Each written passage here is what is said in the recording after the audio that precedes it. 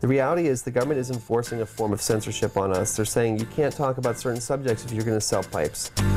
So come and rock with me to a place that's called Capitol Hemp, DC, right in the city of chocolate as you can see. Adam Eidinger has invited us down into Capitol Hemp. We're going to descend the steps. What will we find?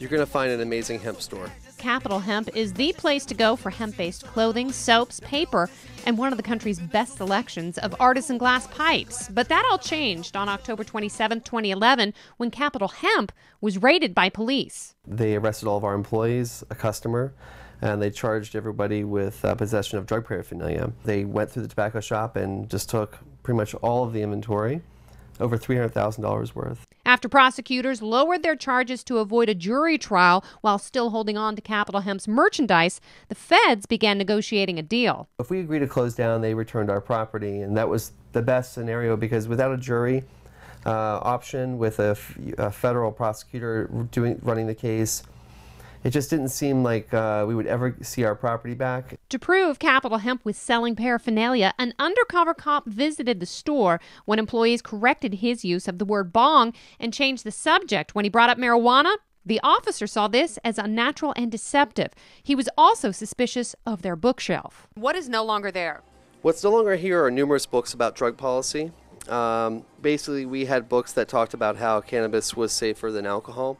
We had books about knowing your rights during police encounters. What the government was saying is in the context of having a tobacco shop, that this would indicate an nefarious use for the tobacco shop, that the tobacco shop is for drug paraphernalia, not for tobacco. What are the laws regarding paraphernalia, and how could you be arrested for it? Really, in all 50 states, sale of drug paraphernalia is illegal, under federal law as well as in all local laws.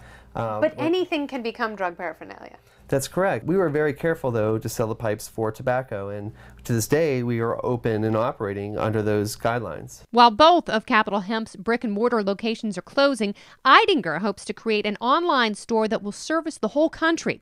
It didn't have to end this way. Capitol Hemp is another victim of an ever-expanding war on drugs that punishes controversial free speech and small business owners with impunity. And as Washington, D.C. moves forward with legalizing medical marijuana, the Capitol Hemp raid sets a harsh tone that not only dispensaries will have to worry about, but local head shops as well.